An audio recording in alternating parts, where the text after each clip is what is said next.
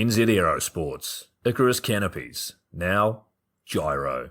That's right, we've rebranded, and Gyro is our next generation. It honours our founder, as that's the name we knew him by, but Gyro also marks the start of a new chapter. And not to be biased, but it's going to be fucking epic. Long story short, we're more us than ever, so if you're new to the sport, or even a Sky God Ninja Turtle, welcome. I think our valiant leader Lucy, Gyro's daughter, says it best. And we still got that fuck yeah attitude. Rebrand! Woo! Rebrand woo indeed, Lucy. Anyway, head over to gyro.com for more info and get amongst you legends.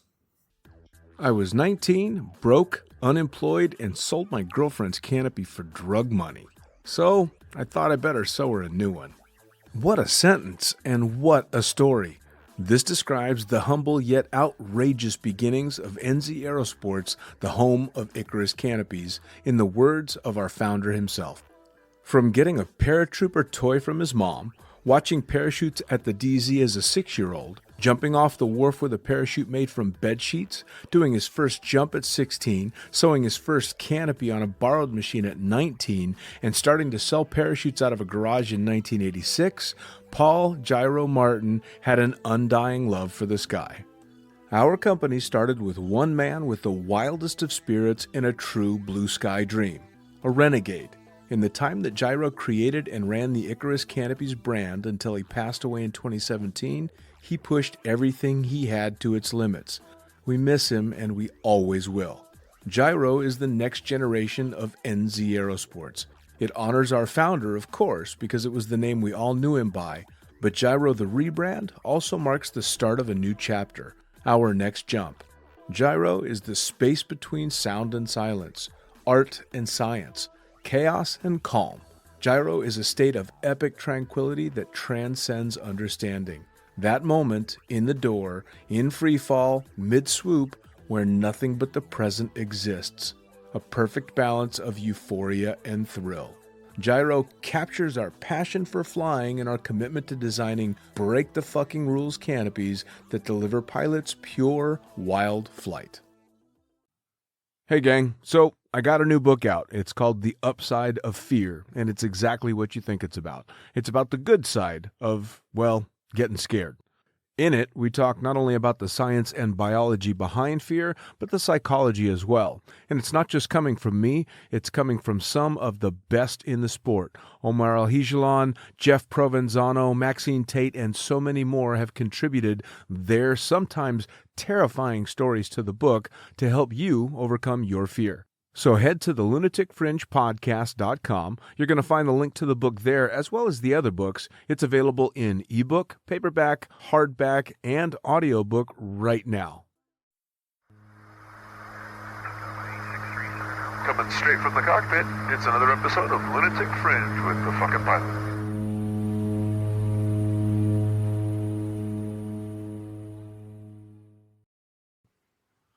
Ready, set, go! Back in the can for another edition of Lunatic Fringe, Into the Void, and as is my new habit, we're just going to dive right into it. Tell me, who the fuck are you and what do you do? My name's Cody. Cody! And I am a tandem instructor, videographer. Cody, you jump out of airplanes. Every day. That's what we want to talk about. Oh. That's the shit we want to hear about. So, you jump out of airplanes doing tandems. Correct. Strapping people to yourself. 100%. What do you think of that? Sometimes it's awesome. Sometimes I see the person in front of me and I'm like, listen, you need to sit on these legs right here and get strapped to my body because we're going for a ride. Right. And other times I just wish I was a video guy. Right. It's an adventure. It really is. Yeah. I've said it a million times on the podcast. It turned out, looking back, my favorite way to skydive was tandems. Why? I don't know. I'm a bit of a masochist, apparently. But it sure shit didn't start out that way. But let's jump all the way back to the beginning. This shit is not about me. How did you start doing anything extreme? Man, dude, from my earliest memories, I was doing really dumb stuff off of really high things. In fact, like one of my favorite memories is I got a gigantic tarp. We're talking, I mean, I was maybe 5 years old, so it might not have been that big, but to me it was the biggest piece of material I could find. Right. And I grabbed all four corners and I went on the roof of my 2-story house and I ran full speed and I jumped off it thinking I was going to Mary Poppins that bitch down to the ground. You know what I mean? 2 stories. 2 stories. That's yeah. ballsy. Oh, yeah. And I was like a little kid. Right. But in my head, the physics made sense. I was Sure. like, oh, this is going to inflate and I'm going to float down. This Right. will work great. And you know what? It might have. But as I left the roof, the material caught one of those little pipes that stick out of the hanging on the ceiling, and it caught, and I got pulled back and slammed against the wall, and then fell down to the ground, and I was fine. And I just remember brushing off and being like, "Woo, let's go!" You know? Kid rubber bones, man. What I wouldn't give for those fucking things. Yeah, you and me both. I did the same thing when I was a kid, although it was only a 1-story, and we had a massive, I don't know the exact type of tree, but it's one of those really thick pines, like not the tall, skinny ones, but super, super bushy. And I would run and dive headfirst into this tree, and of course you'd just get snagged on all the branches and then climb down and fucking do it again. Yeah, 100%. But yeah, the tarp off of 2nd story is pretty ballsy. That's pretty good. My mom, I don't remember this, but she told me that her earliest memory of me hurting myself was I had a 3-wheel trike thing, you know, that was really low to the ground. Sure.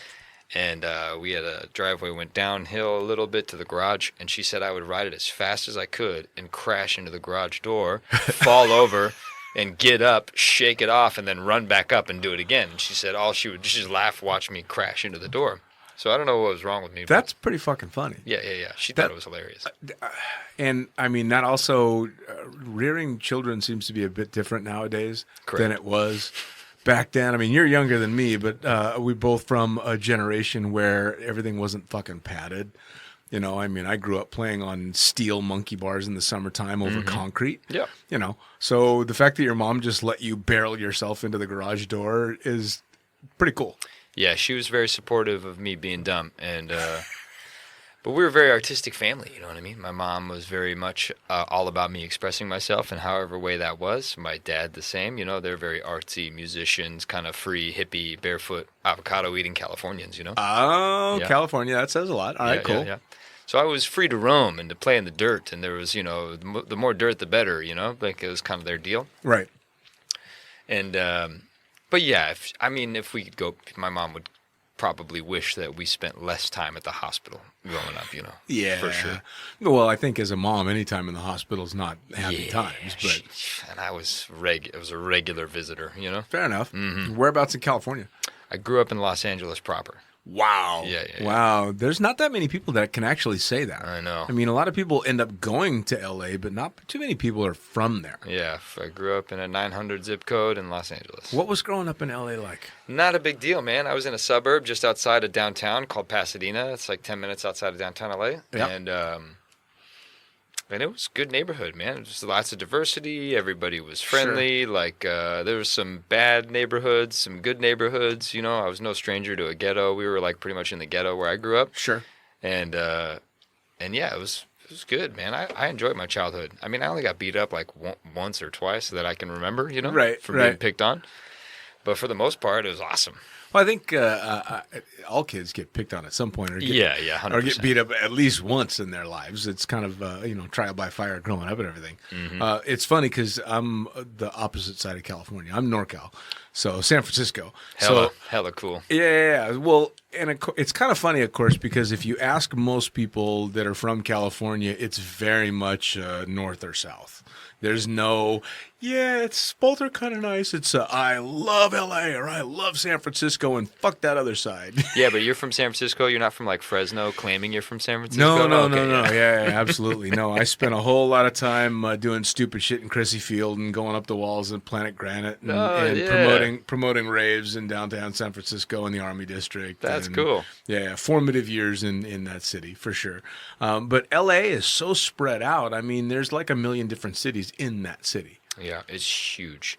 And I didn't venture too far out, right? Because it was dangerous. You know, in the 90s, especially when the riots broke out, my mom really freaked out and was like, listen, we can't really leave Pasadena anymore or the neighborhood, you know? Right. She was very scared. But I didn't start like leaving like my little bubble until I was probably about 13 years old. I started smoking pot. And then I was like, oh, okay, my friends and I we had to find people to sell us pot. And, you know, they were a bus ride away, so we started learning how to take the bus to get out of Pasadena. Nice. Yeah. Going on adventures, Venturing down towards Venice or somewhat. We did Venice Beach a lot, and bet. downtown LA a lot, and places like this, Well, Venice has always been a pretty interesting place, no matter what. Oh yeah. I mean, I did a little bit of time in Venice Beach. In fact, when I ran away to L.A. back when I was young and stupid and wanted to go be famous and all this stuff, I ended up living in a hostel off Paloma Avenue, just a block off of Venice. Wow. Yeah, man. And I was sitting there with a British guy that was living in the hostel as well, who throws me, you remember the Rolos candy? Yep. Throws me a Rolos. What do you do if somebody throws you a piece of chocolate? You eat it? Eat it, absolutely. Well, I ate it, and I swallowed it, and then he looked up at me and went, "Oh, my God, you didn't eat that, do you?" Fuck yeah, I ate it. He's like, "Oh." How many doses, dude? It was fucking a dose of ecstasy. Yeah, oh yeah, sweet. But I was, especially at that time, I was 100% opposed to drugs, so I freaked the fuck out. I'm like, "Oh, my God, what do I'm trying to make myself throw up, couldn't do it. Like, proper not happy. Now I'm walking down Venice Beach, and anybody that's been to Venice Beach knows it's just a fucking circus anyway. Yeah. And there regularly are ambulances that patrol up and down the beach just to see if there's any problems going on. And I see an ambulance coming down the beach, and nothing is kicked in yet. And I run up to the paramedic, and I'm like, "Oh, my God, you guys got to help me." Yes, what's going on? And I tell him exactly what happened, and he just starts laughing, and he went, "Yeah, about 15 minutes, you should be fine." And that sums up Venice Beach to me, that the paramedics just like, enjoy the ride. Yeah. You idiot. Yeah. Yeah. I could talk about life in LA for hours. For man. sure. Well, now, how did life in LA and growing up there transition into doing shit like jumping out of airplanes? Man, my transition was pretty strange. Like, my original goal was, fame and fortune, same as yours, trying to get into Hollywood and do that thing. Sure. And then after some success, I found a strange passion for making coffee. Okay. Which, see, you already know, like, yeah. me and Ben and 40, we like doing that. So I ended up working in coffee for a few years and built a few coffee shops of my own and had those running in Santa Monica. And during this time, I had done some tandems. Like I think I did one on my 18th birthday in 2003 or something like that. And then I took my brother for his bachelor party, and I did a few 3 or 4 tandems, I think, over the course of 10 years or something. And not once did a TI ever tell me, "Hey, you could get your license." Really? And in fact, I didn't even consider how that person was taking me on a skydive. Right. It never even crossed my mind. Like, I knew there must have been some sort of training, but I wasn't sure. I never thought about it. Sure. But skydiving would have been 100% up my alley right out the gate. Like, I wish I would have started at 18. Sure. But it took until I was 30, and I'm sitting on my coffee shop patio with my buddy Brandon, and we're having a cigarette and a coffee. And he says, "Hey, I'm going to do my level AFF 1 tomorrow." And I said, "What's that?" And he goes, "It's some solo skydive. Do you want to go?" And I was like, "Well, you can just go do that. Like you can just go Jump out of a plane by yourself." And he was like, "We got a teacher there next to you, I think, And I was like, "All right, yeah, let's send it, like 100%, Sure. So I did my first level 1 AFF when I turned 30, like just before, I think, my 30th birthday. I was like 29. This was July. And in the summer at Skydive Paris, just outside of LA. Oh, Paris Valley. Man, that was my first turbine drop zone. Oh, yeah. It's the first place I ever got to jump out of a Twin Otter. First malfunction, first broken bone, all Paris Valley, man. Oh, wonderful. Yeah, man, that place is the shit. The Canasters put together an amazing place, and the talent that is run through there throughout the life of my career that I've gotten to see that's from Paris is astounding. Word on the street was they inherited that drop zone when they bought it, not meaning for skydivers to be there. There was already some vagrant skydivers using that airport to land their parachutes when they bought the airport. Really? Yeah, and And so they were like, "What are these guys doing jumping here?" And they decided to make something of it. And I don't know how accurate that story is, but I remember kind of hearing them talk about that, like the old first months of the place. Yeah. Nice, man. Well, if anybody is listening in Paris Valley, man, tell them I've been trying to get somebody from the Canaster clan to come on the podcast. Oh, dude, why wouldn't they? I would love to hear the history of Paris Valley. I don't know about Ben, but his wife Diane, dude, Yeah. she's so funny. Yep. And the kids are awesome, Melanie and Absolutely. Yeah, Well, yeah. and I've met them all throughout the years Yeah. and known so many of the staff and so many of the jumpers that have come through that place. So I would love to get the Canasters on to tell the Paris Valley stories. 'Cause Yeah, the it's old- such an amazing place. yeah. I mean, I'm sure even like somehow get Dan BC talk all about I've it. had Dan BC on. Yeah, I had Dan BC on a while back, just about the time his book was coming out. Go out and buy it above all else, I believe is the name Yeah. of it. So go buy Dan's book. But yeah, that whole crew out there, and I remember the driving in Paris the first time I ever drove there, and Paris Valley in LA is, at least it was, not a particularly pretty neighborhood. No. And it's still not, I don't think. Like they're trying. There's lots of construction and lots of new housing, and it's getting there, but it's still like an armpit for sure. Yeah, I mean, I say nothing about Paris, modern Paris, because I don't know. I haven't been back there in many, many years. It's but changed for sure. It was fucking crack pipes and needles everywhere. Dude, even sometimes you'd be at the restaurant after jumping, and some like crackheads would stumble into the drop zone to go to the restaurant, try to like start shit at the bar, and it was a nightmare. No, it was I remember being very cautious walking through the ghetto, which was the ghetto to get to all the trailers where the jumpers were staying, but it took on a whole new meaning in Paris Valley, and I do know that it's changed quite a bit. But it was weird because it was this little fucking bubble in the middle of this shitty little town, but it was this wonderful bubble. And such a cool place to jump. Dude, it was my favorite place I'd ever been. Once I learned how to skydive there and I went through AFF there, like the crew there and the people that have been there took me in like family and were convincing me to, obviously they want jumpers, right? Everybody wants more jumpers.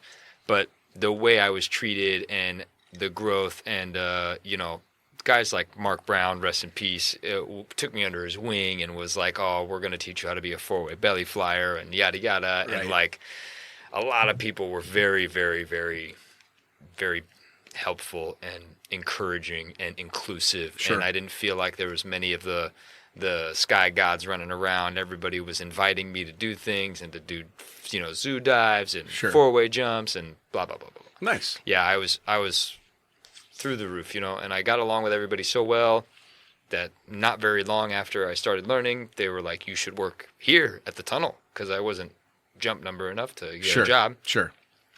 And I was like, I could do that. I can just work in the wind tunnel and make no money and be happier than I've ever been. And right. But at this point, I'm in my, I just turned 30, and I would like to buy a house sometime in California. And so I was like, all right, maybe I shouldn't do any of that. I should sell my business and sell everything I own. Move to the armpit of California called Paris. All right. And just skydive every day and work in the tunnel. And that's what I did. You see, I mean.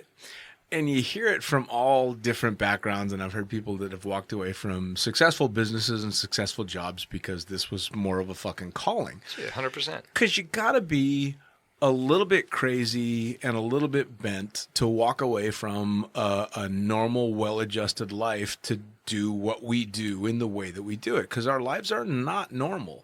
They're most of the time very nomadic. It's very hit and miss, feast or famine. You're either absolutely living it up or you're starving to death. And I don't know that, granted, as skydivers of my generation and yours get older, we're a little bit smarter about what we do with the money we make. But holy shit, man, it's a wild tribe. Yeah, and I think I got really lucky, man, right off the gate, because it was easier than I thought to sell my business, which gave me some cushion to just kind of not have to work a job that afforded me like an LA lifestyle, Right. Which I never really lived anyway. I never owned a fancy car or tried to, show off with fancy clothes or any of that stuff.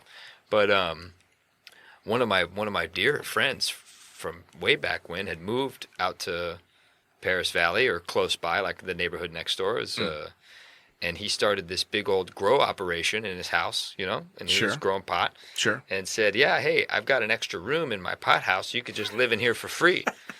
And I was like, what? So I think all right, so I move out here to get a low-paying job, but I don't have to pay rent. Right. But there's a trade. He says, during crop time, you might just help me out around the house. No big deal. All right. And I was like, oh, yeah, sure. Like, this could be fine. I don't smoke pot. I quit smoking pot a long time ago. Sure. And so I'm living in this house, and I don't know if you guys have ever been to grow house before, but they're disgusting. You know, there's dirt everywhere. It smells terrible. You know, like you can't walk to your bathroom without tracking dirt back into your bedroom. You know, I'm sweeping every day. It doesn't matter, you know. And then, you know, trying to help this guy cut crop down, and I don't know what I'm doing. I don't know anything about it, you know. And I hated it. But I lived there for 6 months rent free, which was awesome. Yeah. You know. Yeah, man. I've lived in some shitholes just because that was the room that was available. Yeah, 100%. Been there, done that. As a jumper and as a pilot, you just kind of are like, all right, fuck, I'm going to take what I can get. You know, it's you don't know how big the season's going to be. You know, and when the end of the season rolls around, you're already thinking about what next season holds because it's fucking raining outside and you're not making money anymore. Yep. So it's a choice. It's 100%. Well, and a lot of people make it blind, not knowing what they're walking into. But it sounds like you had a pretty good idea that the direction you were heading in was not going to be the Luxurious. Yeah, which is important, right? If you know that walking into it, then life is a lot easier. Oh, yeah, way better. Like, when I saw the lifestyle of skydivers right away, I knew it was trailers, and I knew it was, like, you know, I quit doing drugs and drinking when I was really young. Sure. So, and I knew it was a big party atmosphere and this Sure. kind of thing. So I knew what I was getting myself into when Sure. I signed up. But the sport is what called me there. Sure. There wasn't some like babe instructor that got me there with her boobies hanging out or nothing like that. Right. You know, like I was attracted to the sport. I started flying in the tunnel and I wanted to compete. Like Sure. instantly I wanted to Sure. yeah. So the drive really took me there, and so the cost of giving up a LA lifestyle or whatever was easy because Sure. I didn't care anymore. I was ready to leave. You know? Mm-hmm. Well, and one of the really nice things about, I mean, yes, skydiving is very much a party atmosphere in a lot of places, but if you're not the type that parties like that, they don't fucking care. Yeah. It's not, and I was kind of surprised at that as well because it's very easy to be the guy that abstains and still go have an absolute blast and no one thinks anything about it. Oh, you don't do this stuff? Cool. Here, come on in. It doesn't matter. Oh, yeah. My first boogie, I didn't party at all, and you should have seen the chick that came home with me. It was fantastic, dude. I couldn't believe it. Yeah. I couldn't believe it. It's that's the kind of thing, right? There's no judgment across the board. I mean, there is, but it's not like it's not something that stops anything from happening. You know, I mean, no one has an issue with, oh, that guy doesn't drink or that guy doesn't do this or that. People don't give a fuck. No, people were really nice. And the beer rules still stood, you know, and I respected them. Sure. If I owed beer, you bet your ass I would Sure. have bought beer. Sometimes I'd crack jokes and be like, oh, yeah, I brought root beer, you know, because I don't drink, so fuck Right. you guys. Right. But for the most part, that was the case. And whenever we get somebody at the DZ that was under 21 and they'd ask me, like if I was their AFF instructor or whatever, they'd be like, oh, Cody, I guess I owe beer. What does everybody drink? Or I can't buy beer. I'm not 21. I'd be like, oh, it's fine. Everybody loves root beer. Don't even worry about it. Just go get root beer. Awesome. And I'd just laugh and I'd drink all the root beer. It was Awesome. fucking great. Awesome. Well, when I started jumping, I didn't drink at all. Mm-hmm. I was actually living and working in Las Vegas, and I didn't party at all. Didn't do anything in Las Vegas. Didn't touch a drink the entire time that I lived there. When the first time I had this, oh, you owe beer, you owe a case of beer. Well, I don't drink beer, and I never did drink beer, so I went and bought a bunch of beers in a cardboard box, not knowing that a case is not a 12-pack. So I got shit forever because I showed up with a case of beer that was a 12-pack. Yeah, whatever. You did what you thought you were supposed to do. Screw those guys, you know? Exactly. Fuck those guys. Now I'm a healthy drinker. We talked about it before the podcast. I'm like, do you drink wine? You're like, I don't drink. I'm like, well, then I will cheers to your good health. Yeah, fantastic. Absolutely. You just do whatever works for you, for sure. Yeah. Now, Paris Valley in the tunnel. You're hooked. You're in the lifestyle. Yep, sucked in. To the point where you lived in a grow house in L.A. Yeah, which was not desirable, Right. but it worked. When did it become this is just who I am now? Pretty quick, man. I knew I needed to get out of that grow house. And I knew I needed to, the goal was to, because I started teaching in the tunnel, and right away I felt this like calling for being a teacher. And I had so much fun showing people what body flight was about, you know? Sure. And when I would explain something and for some reason it made sense to them and then they were able to achieve that, the joy of watching that person grow into what they were wanting to do and me being like a helpful in that area was just extremely fulfilling. And more so than I'd ever done ever. Like I grew up like in LA, man, and we're in the most superficial land in the world where I never did anything nice for anybody or taught anybody anything of value. You know what I mean? Like, Absolutely. Not that tunnel flying is a value, but it's really fun. Sure. And so like I wasn't used to this, and it wasn't like my parents were always very friendly, taught me how to be nice and respectful, blah blah blah. But I never had been like a teacher, you know? Right. And I had so much fun doing it, man. And people said that I was doing a good job, you know. And I didn't know how I was doing. I had never done it before, you know. But I think just maybe my friendly demeanor and my smiles and encouragement and things like that made it a little bit easier for people to take in what I was offering. You know? Sure. So I did the tunnel, and then during that phase, I thought, all right, what's my fastest way to getting my AFF rating? So I'm thinking I'm just gonna lie on my logbook. You know, I was like, screw it. We're just going to make up jumps. Right. And I ended up asking somebody, maybe not Dan BC, but somebody like that had been working there forever, and I told them the truth. I was like, listen, I think I'm qualified to start doing AFF, and I just got my coach rating and blah, blah, blah. I said, but I don't have the jump numbers, but I really want to do this. And they just laughed at me, and they were like, Cody, you're going to have the jump numbers in no time. Like, we promise. I jumped every day after work. Like, you know what I mean? Like, And sure enough, they weren't joking. I think my first year at Paris, by the end of the year, I had close to 500 jumps under my belt, and I was ready to get my ratings, you know, and which was really fantastic, too, because they counted my first tandems, according to USPA, as me joining the sport, you know. So I'd been in the sport for 12 years. Yeah. But I think my currency from working in the tunnel was extremely beneficial in me getting my ratings. I'm not saying that you got to be a tunnel flyer to do this. Absolutely not. I've seen plenty of ripper skydivers never set foot in there, you know.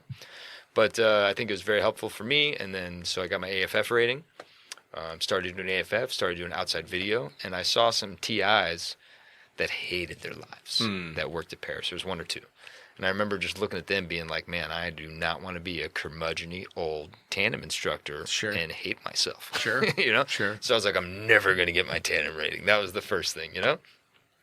And it didn't take long. It didn't take long for them to just convince me. Like, hey, listen, it only costs like $1,000, and then you pay itself off in like a month, you know, like, and then you do it for a month, and then maybe you don't like it, you don't ever have to do it again, dude. You know, who cares? Just give it a shot. And I loved it. Yes. I have no idea why. I can't tell you why, because like I said, some days I'm like, why the fuck do I do this? But at the end of the day, like, I really, really enjoy doing tandems.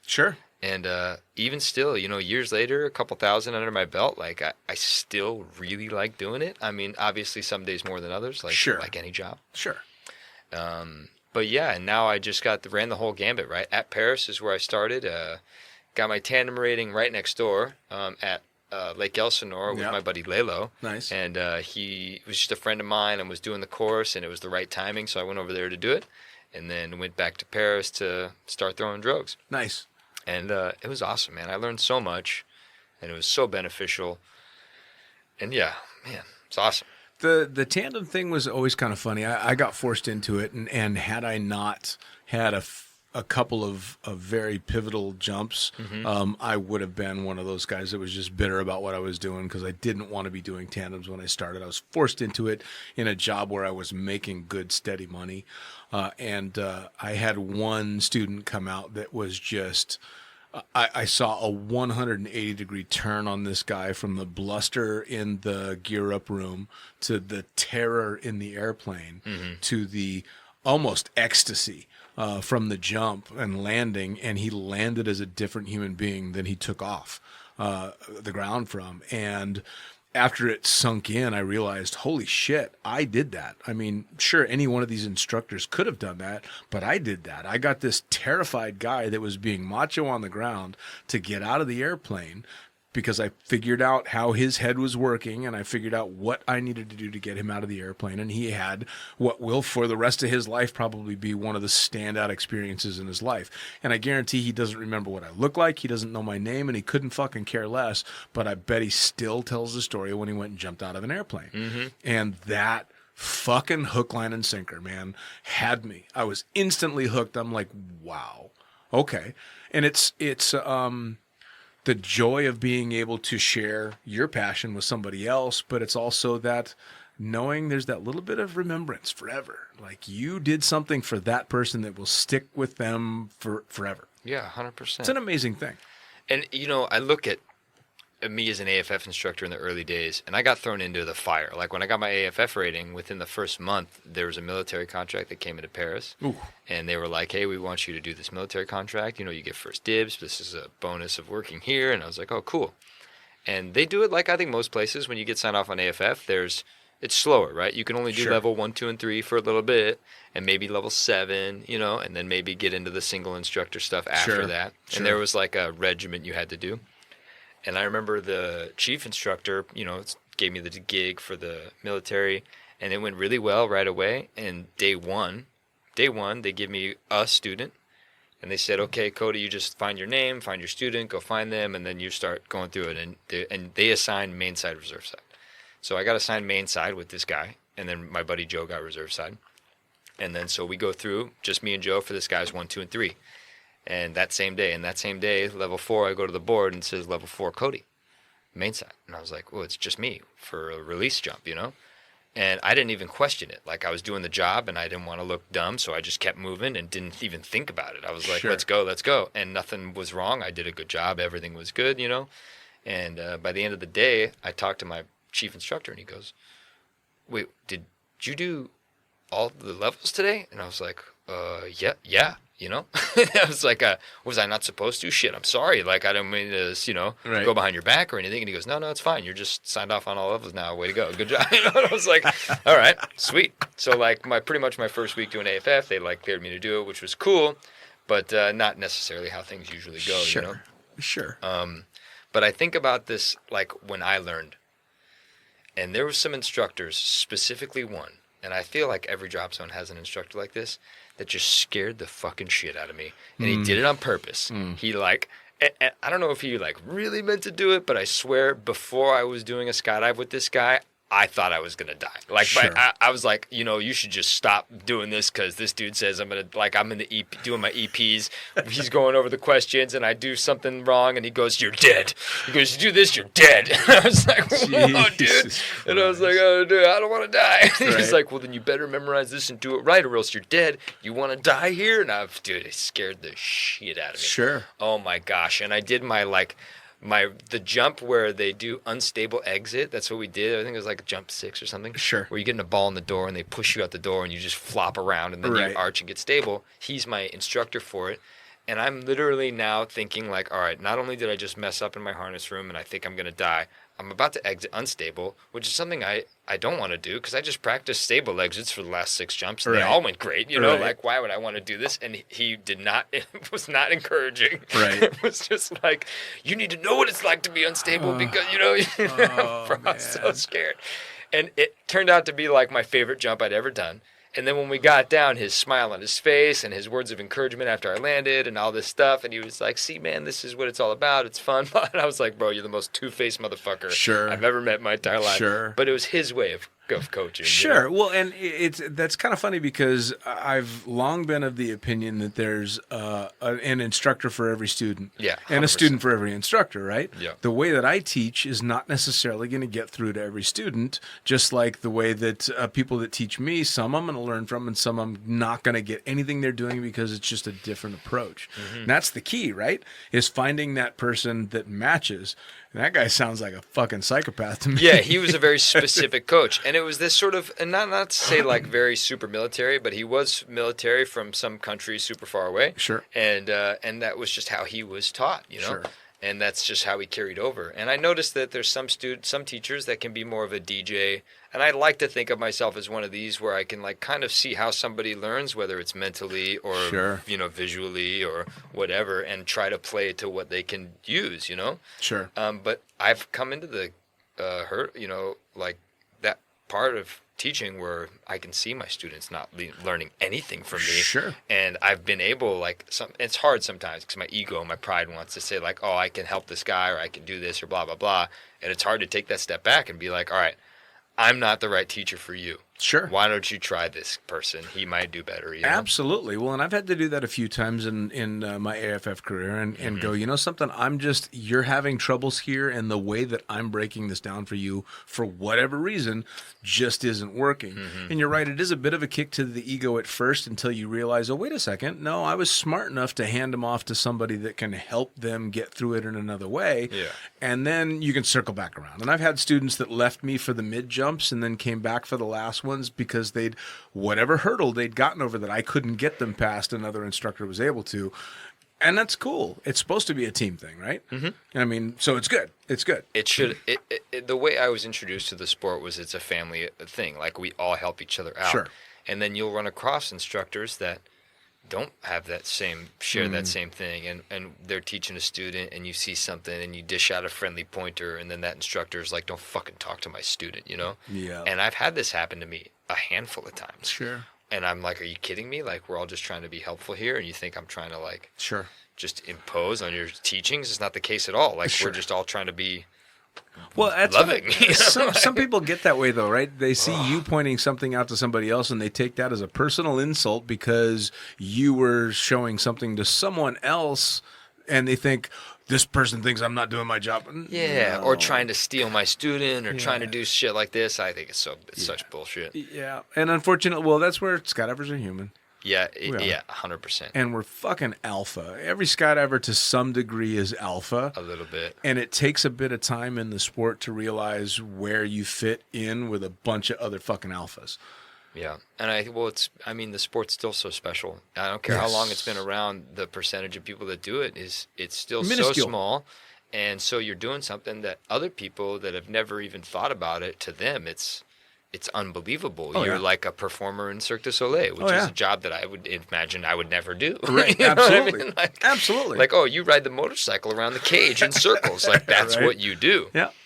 And I feel like that because so my mom sees it like that. My brother sees it like that. Sure. He's like, he brags. He's like, look at my brother. He tells me, he's like, oh, I was bragging about you on my coworkers, man. You're showing your videos. And I'm like, oh, sweet. Like, why? You Yeah, know, because right. I just think it's like, you've been my brother forever. You know what I do. Like, Right, and right. But he just still likes talking to his buddies about it because they freak out. You For know sure. What I mean? Like, For sure. Well, I just had Billy Sharman on the podcast. He's a swoop competitor and the owner of Skydive Pretoria in South Yeah. Africa. And fucking wonderful guy. And he's sitting there saying something about, yeah, but we're just normal people. And I'm like, fuck you. We are not normal, man. yeah, we're not. Dude. I had a guy on a Facebook forum called the Beginner Skydiving Forum. Yeah. It's a great page for a bunch of people that are just learning how to skydive.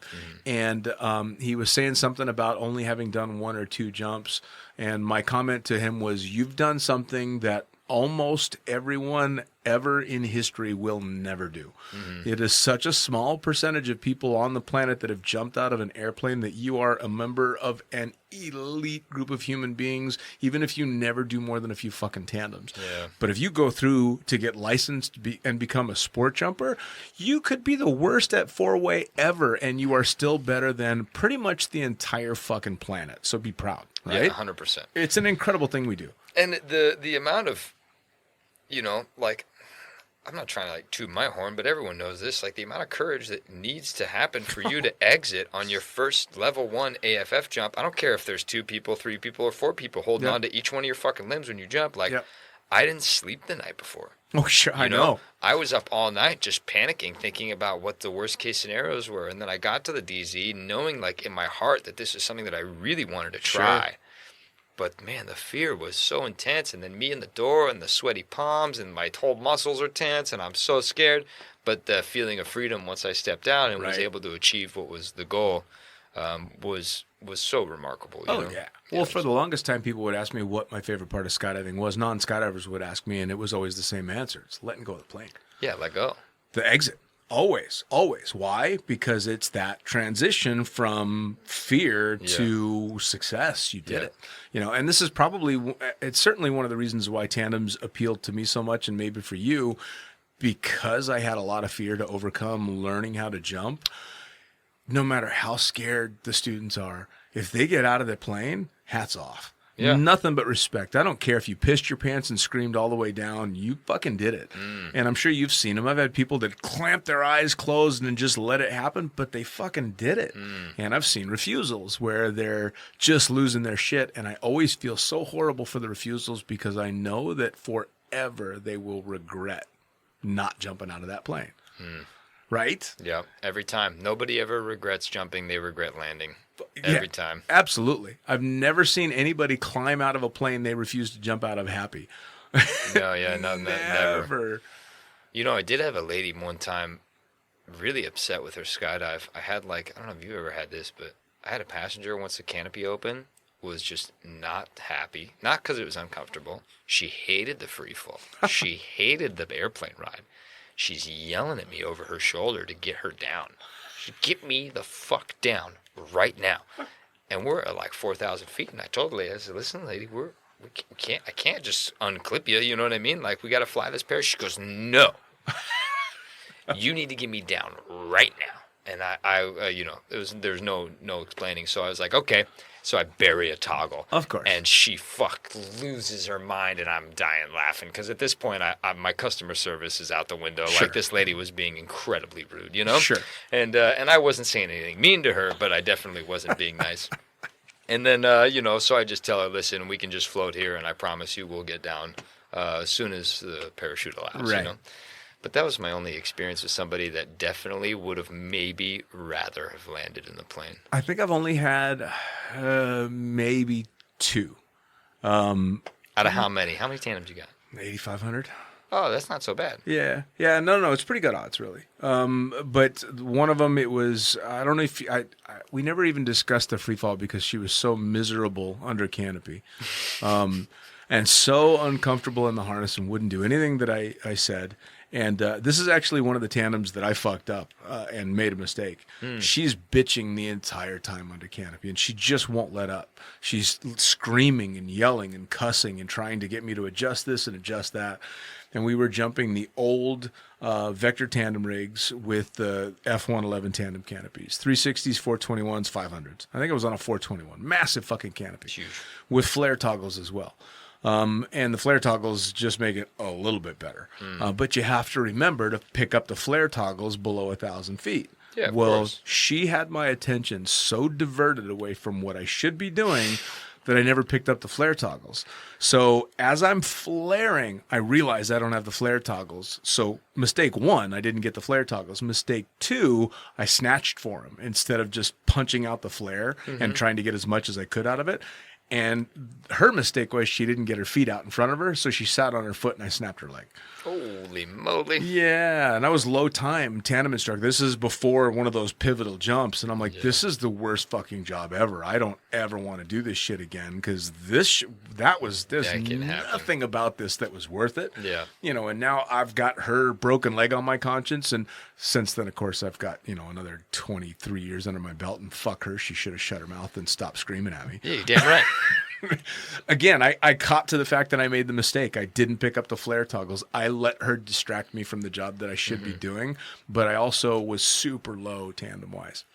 I landed without flare toggles once, and it just happened to be really smooth. Sure. Like, I think all the Oh, yeah. everything lined up perfect to where I didn't need them. Like, For sure. it just glided out. It's nice. And I remember getting there being like, whoops, I won't do that again. And I haven't done it again. Well, that's the thing, right? Is the mistakes that you make that you get away with are the biggest learning experiences because you're like running through all the horrible shit that could have happened. Yeah, absolutely. And I'm sure you're the same. I'm much harder on myself than anyone else could be on me. So when I fuck something up, it sticks in my head because I remember and I just got away with it. And I don't like getting away with stuff. I like being good at what I do.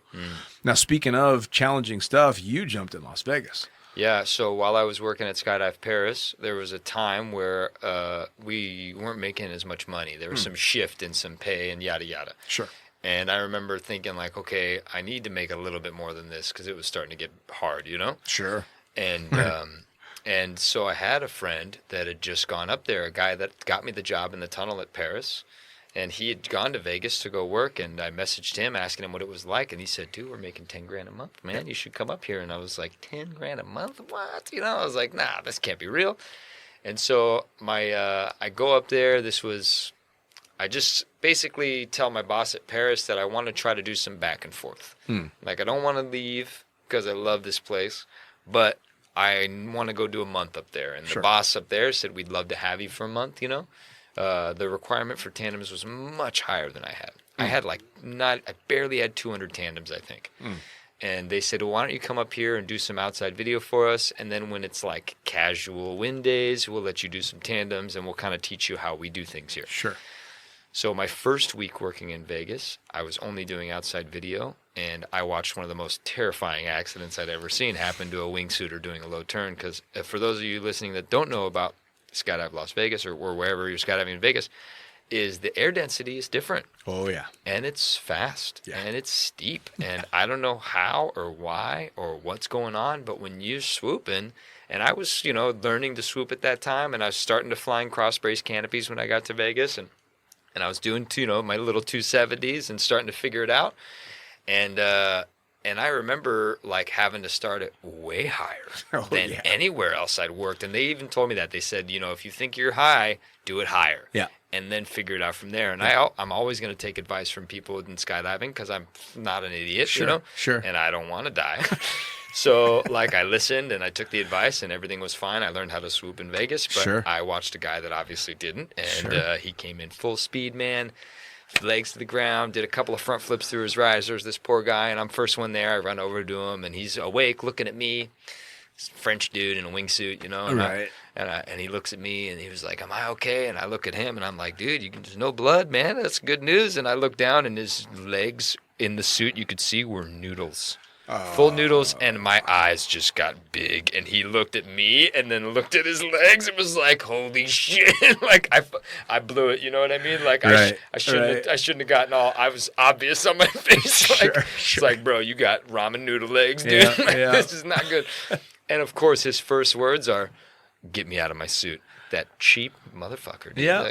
Everybody, I would be the same. I'd be like, take my harness off me, Oh, please. God, yeah. Oh, dude, that was the running joke in Vegas because my home drop zone, my first ever drop zone was Skydive Las Vegas. And the running joke was, if I frap in, get me out of my rig and drag me to the golf course because I don't have health insurance. That's it. So learning how to do some jumps in Vegas, not only canopy stuff, but also tandems, was extremely useful, I think, for my future of doing tandems and stuff. And not just that, but knowing when to say, I shouldn't do this. Sure. And these guys that I was working with, some of them were as far as I'm concerned, legends in the sport. These dudes are can land anywhere at any time in any winds, and they know what the, everything's gonna drifts and all this stuff. And I'm so new that I don't understand any of it.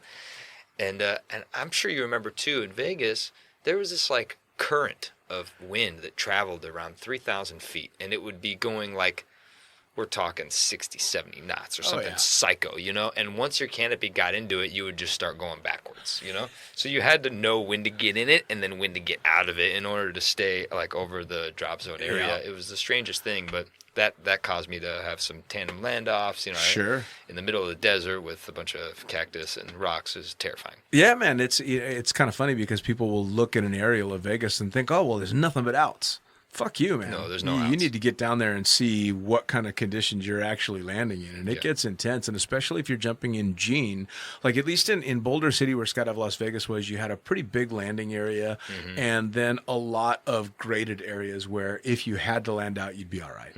And students, where I learned was on a fucking dry lake bed that was 15 miles long. It was pretty tough to fuck up the spot over that.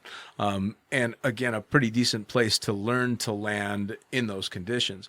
But on the Gene side, holy shit, man, you've got I-15 coming out of California, which is a major, extremely busy highway, 24 hours a day, open desert, mountains, power lines, and then this itty-bitty little landing area 3 miles off the fucking airport that's nothing but gravel at 2,200 feet in crazy ass fucking heat and weather, and holy shit, man.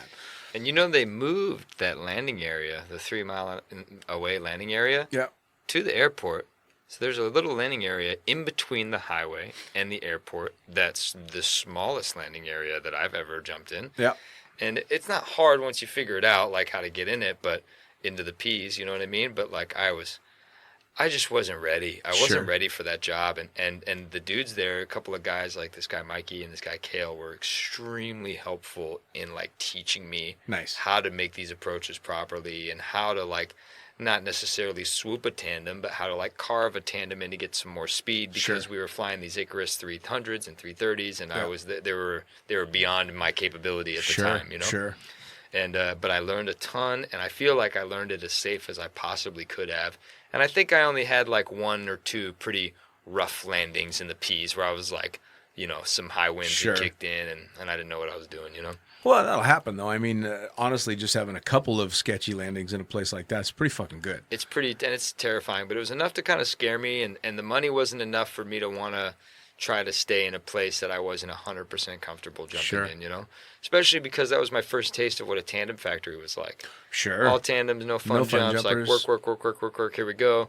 And you know, I liked it because I knew what I was getting myself into. Like the purpose was strictly financial. Sure. There wasn't like let's go learn how to carve on our heads here. You know what I Sure. mean? There was none of that.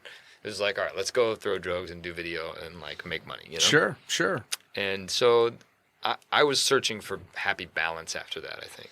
Which is important. I mean, Yeah. for me, I started out there. There were fun jumpers in Vegas back in the day, and this is again 26 years ago. And there's still fun jumpers there, but they all make the pilgrimage either up to Mesquite or out to Paris Valley or Elsinore, because there's not really an opportunity to do the fun jumping in Las Vegas. And that kind of went by the wayside when Skydive Las Vegas changed ownership and became a proper tandem factory. And I don't fault them for it. It's insane fucking money. I mean, it's a money-making machine. And all the drop zones out there have been extremely successful in what they did. But for me, starting out there, that was just home. So I was too young and too stupid to know that I should not have been jumping in the shit that I was jumping in. That was just skydiving to me. I remember in '98 going to the Nationals with my Skysurf partner, and they stopped the Nationals because the winds were gusting like 8 to 12. And both Mary and I were like, are you guys fucking kidding me? We don't even start jumping until it hits 12. What? Really? We're on standby? Holy shit. And then it dawned on me, oh, wait a second. These are some of the world's best skydivers that are standing on the ground. They're not the stupid ones. I am. Yeah, we for are. having been jumping through the insane stuff that we jumped through in Vegas. You know, I mean, and it was great. Don't get me wrong. I have amazing memories from there and amazing people, but I mean, wow. I put myself in a corner all the time there. Yeah. And I'm glad that I learned at Paris. And, you know, even as a student, people would say, like, oh, if you're learning your canopy piloting at Paris, like, it'll be really beneficial for the future. Paris makes good canopy pilots because Sure. of all the dust devil storms. Dust devils, yeah, man. Winds blowing in every direction. They're not consistent out of one way. You know, they're every way. We have different landing patterns. You know, you got to really think there. You know, Sure. you got to figure some. I've worked at some drop zones where it's one landing pattern. Yeah. The whole time. Because the wind comes out of the same direction. It never changes. I remember being like, are you kidding? This is real? Like, you guys are so fucking spoiled. You have no idea, Right, you know? right. And, but I went from Vegas. So the guy I worked for in Vegas had a couple of drop zones. And he had opened a company called Go Jump, right? They got Oceanside, they got Vegas, Yeah. Santa Cruz, Yeah. I think maybe Colorado, who knows. But really nice dudes to work for, very pleasant, nothing but friendly, you know? And when I said I was interested in maybe checking out a different location, the one in Oceanside, they were very happy to Nice. accommodate, and I started doing my work down there. So I started working down in Oceanside and living down there and made a change. And that was another tandem factory that had a bunch of fun jumpers. Nice. And they had the tunnel close by. And so we were in the tunnel every other day, and then we were doing fun jumps, and I was doing tandems and video. And it was that nice balance that I was kind of looking for, Nice. you know? Now, was that, were they still flying the red, yellow, and blue PAC 750? No, they were definitely still flying PAC 750s, but the one that I was jumping in was all black mostly, and they had an all silver one there too. Okay, yeah, because I think Oceanside started out with the first pack I ever flew, which was Ray Farrell's out of Skydance, and then he started leasing everything out. Oh, okay. But you also traveled to the East Coast as well, didn't you? You jumped a little time at my most talked about alma mater, Cross Keys. Man, I love Cross Keys.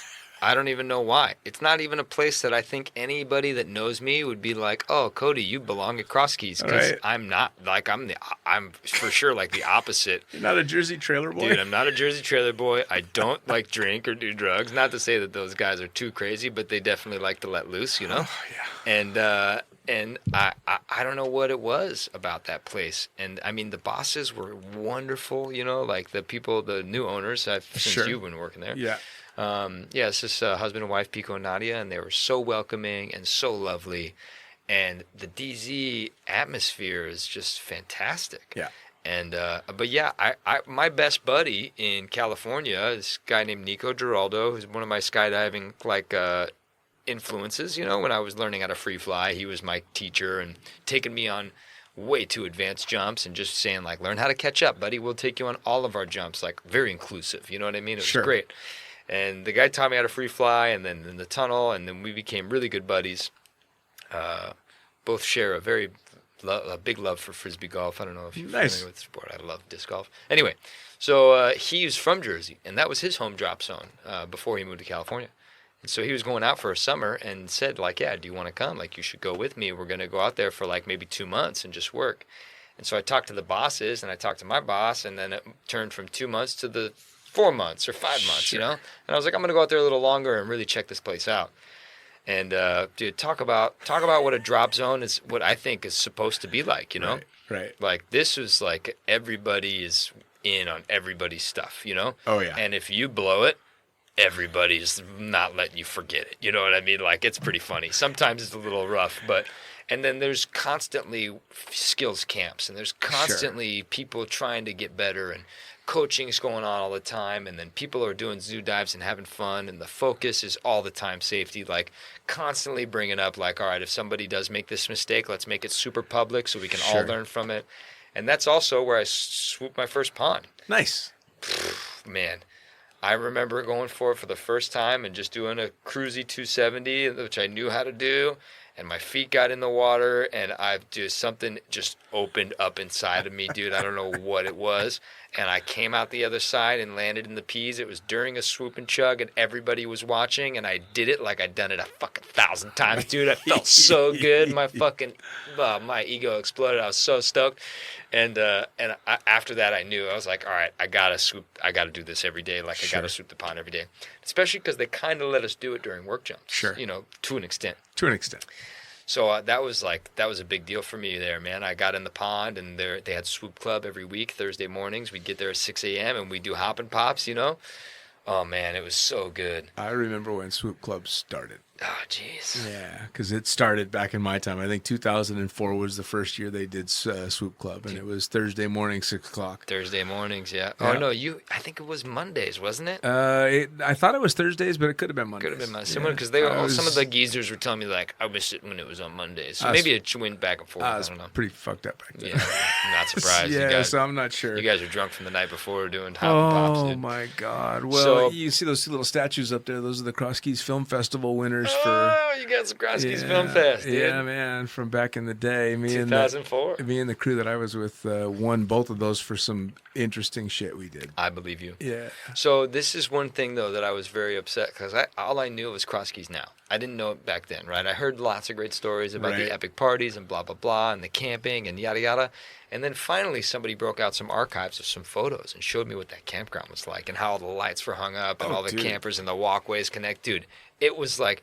Literally, there was a few employees there that I was making fun of all the time, like saying they were legitimately the Lost Boys that just found Never Never Land and Yes. then refused to leave. Yes. No matter how old they got, they were like, we don't care. We're still 16 years old and we're Yes. still going to do whatever the fuck we want. Yes, one of my never-ending Yeah. fucking memories of Cross Keys, because back then it wasn't a drop zone; it was a fucking commune, man. You joined the commune, and Yeah. that's where you were all the Like time. Rainbow Valley in Mexico somewhere. Yeah, man. And I remember, I think I'd only been there for a week the first time there was a party on the back deck, and I walk out, and Dave Pancake, who I know is still out there doing his thing. Dave's doing his thing. So Pancake was the staff manager at the time. He was the chief instructor. And I walk out on the back deck at like 9 o'clock at night, and there's Pancake hanging from the fucking rafters of the tiki bar, hammered drunk. And I'm like, that's my new boss. Holy shit, that's my new boss. Yes. Yeah, oh, absolutely. And it was just fucking fantastic and insane and wonderful and sad all at the same time. I mean, a lot of incredible stuff happened out there. In fact, I just had Bert Navarrete on, who is OG Monkey Claw from back in the day. Very good friend of mine. Yeah, so Bert's fantastic people, and he knows all the stories. And I had him on. We got to talk about John, who you obviously didn't get to meet. You came after his time, but John built a fucking incredible place out there. And I was so happy that Bert had said that Cross Keys is kind of on the upswing again, and it's coming back full force, which is awesome. Dude, not only is it, I feel like, on the up and up, but like the business is crazy good, and the owners are very passionate about their fun jumper community, Which is huge. and they're very passionate about their outside video for work, and there's, no hand cam there, stuff like this, which I'm not hating on hand cam. Like, I've done it, I'll do it, you know what Sure. I mean? Like, I'll do what the job entails. But the fact that they're like so on board with just skydiving in general, and not just, all right, let's make $1 billion if we can, Sure. It's a community, and it's because the owners that, the Pico is he's an aviator.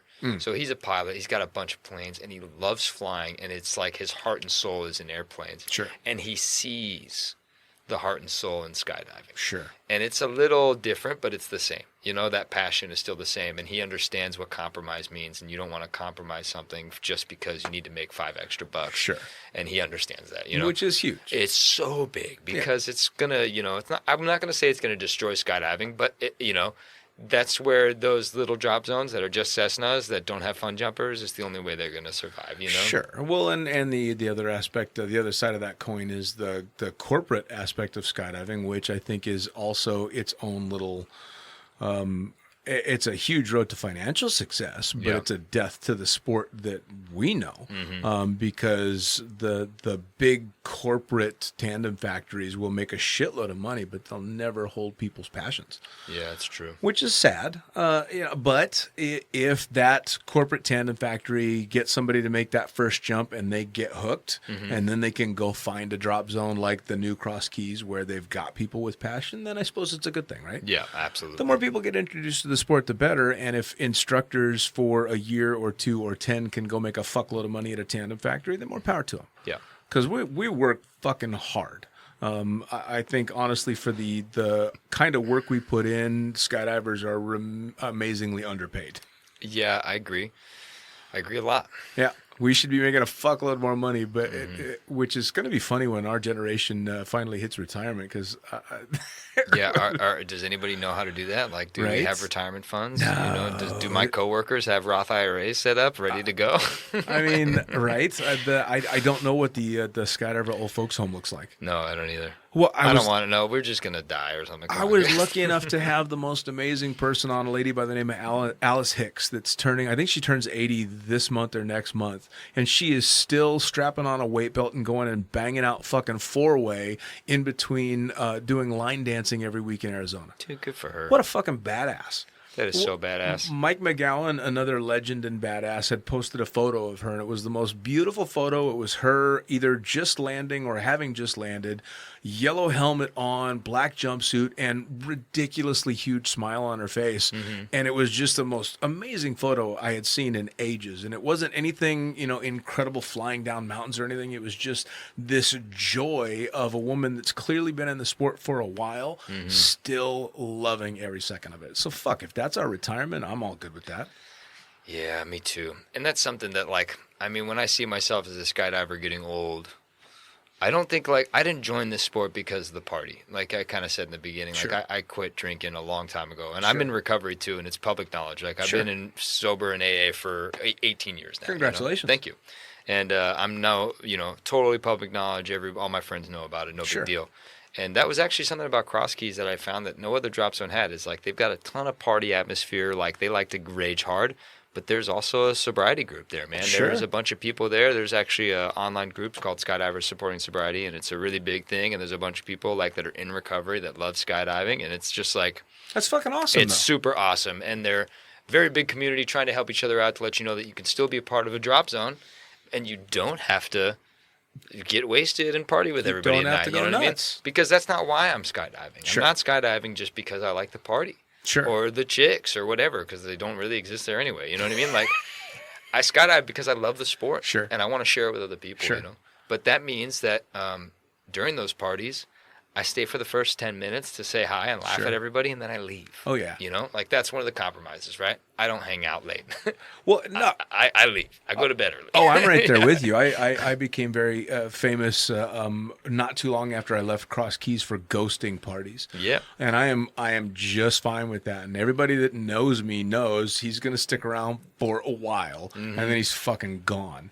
And it's just, I don't do the big crowd and the big party scene anymore. And I'm glad that I had those times. I look back with such fond memories over the stupid shit, chemically or alcohol induced, that I've partaken in, you know, especially in places like Cross Keys. But I wouldn't go back and do them again. Not for fucking anything. So, man, hats off to you. And if it doesn't sound too fucked up, cheers. Cheers. Cheers. Here, I got my cup of water here. Yeah, cheers. And I got an empty glass that did have tequila in it. Oh, fantastic. I'll toast to that. So, I mean, honestly, I think it's fantastic, and it sounds to me like you kind of found your corner, your little niche. Yeah, I found something that I like, and it works for me. It doesn't mean that it's going to work for everybody else, obviously, you know? Sure. But like I said, like I love skydiving with all my heart. I'm passionate about the sport. Recently, I've gotten more into the competitive field. Like I really want to start doing like indoor competition and stuff like this. So, and you know, training with friends, and then just getting better and working hard, and then still coaching guys on the side that ask for help. And I don't market myself as some coach that's going to like travel and coach you. Like that's not what I do. Sure. But if somebody asks for some help, I'm happy to always help out, you know? Awesome. But yeah, I found something that works for me, and it's not the same. It's not this like cookie cutter image that I think is going to work great for you, but it's like my lifestyle is like bed early, you know, wake up early, exercise. I don't have any sort of diet, but I eat like, I guess not like a total garbage can, but, you know, and work as hard as I can and try to maintain positive attitude as best I can while I'm at work, you know, just remembering that like I don't own the place that I work at, so that means I have to, you know, talk a certain way and be a certain way and like smile even if I don't want to, you know what I mean? Try to be a good employee. Right. You know? And then go home, rinse and repeat, man. And so far I really like the repetition. I'm not, it hasn't killed me for some reason, you know? Like I still like it. Sure. No, absolutely. Well, and it's being able to just kind of shake your head and remember, there's bullshit involved with every job, but at the end of the day, our bullshit involves getting to jump out of fucking planes. Dude, I mean, come on. Yeah. I've lasted as long as I have in the sport with a lot of the shit that you have to put up with in aviation and skydiving, because at the end of the day, I can't believe they let us do this shit. That's right? so true. It's amazing. So, but every once in a while, you have to step back and have that perspective and go, no, shut up. Very first world problems. You are one lucky motherfucker. Yeah, 100%. You know. I mean, it can't have been strategic when we started the sport, right? No. Some moron was like, "Oh, dude, check this out." You know, Oh, dude. It was for sure a hold my beer moment, you know. And he was like, "Check this out. This is called a parachute. Let's go." You know. Oh man. And now it's that same moron that just learned how to write fancy words down on paper to make everybody think that we're doing a safe thing. Absolutely, man. One of my favorite people to talk to was Bill Booth, and you know, Bill Booth obviously has some pretty amazing stories and some pretty over the top stories, and of course, he's one of the most well-known people on the planet, because at least my whole generation had to sit and watch him tell us about the tandem waiver, you know, with the big beard and everything. And this is the guy that invented the 3-ring system, and him and Ted Strong invented tandems and basically just snatched our entire sport out of nothing, you know, and holy shit. And that was definitely back when the shit that they were doing was fucking nuts. And now it's it's kind of risky, but it's not nearly as dangerous as driving down the highway at 5 o'clock in the afternoon. Yeah, that's true. You know, I mean, shit, that you can get a driver's license a hell of a lot easier than you can get a fucking license to skydive, and I think a hell of a lot more dangerous getting behind the wheel. Yeah. Especially growing up in California. Right. Yeah, no doubt. So if people want to come out and jump with you, they want to reach out and ask questions because they've liked all the things you had to say, how do they find out about you? How do they find you? Well, my name's Cody McMains. I'm on Facebook as MCMAINS. My social media stuff, I pretty much only use Instagram and Facebook. My Instagram handle is Coffee and Skydiving. Nice. All one word. Coffee's still a big passion, man. I can't get away from it, you know? Nice. Yeah, if there's one thing I spend my money on, it's nice coffee. Cool. Well, Yeah. that's kind of funny because when I grow up and finally walk away from the sport, I intend to go do nothing but make coffee for a living. Make my most extreme choice and heaviest responsibility whether or not I fucked up your latte. Dude, it's a great life, let me tell you. Yeah, man. Dude, I can't thank you enough for taking the time to sit down and talk with me. This was really good. Yeah, thank you. I appreciate you having me on, man. Absolutely. Yeah. Cheers. Cheers, bud. See ya. Well, there you have it. Another episode of the Lunatic Fringe podcast brought to you as always by, well, wait, not as always, actually. Brought to you now by Gyro. Formerly known as NZ Aerosports, you'll head to gyro.com for their next level line of canopies. By Pussfoot, the Extreme Sports Collective. Head over to pussfoot.com to check it out. By Summit Parachute Systems, check out summitparachutesystems.com to talk to Jarrett Martin and the gang about kick-ass pilot rigs, rigging courses, and more. By Flyaway Indoor Skydiving, go to flyawaytn.com and check out all the cutting-edge stuff to come. By Pure Spectrum CBD, head to purespectrumcbd.com to check out their wide range of CBD products. And as for us, head to the lunaticfringepodcast.com to listen to any of the hundreds of episodes currently available, hit the link for our YouTube channel, pick up your copy of the Lunatic Fringe book or The Accidental Stripper, and get a sneak peek at upcoming guests. Once again, thanks for listening. We'll see you next time.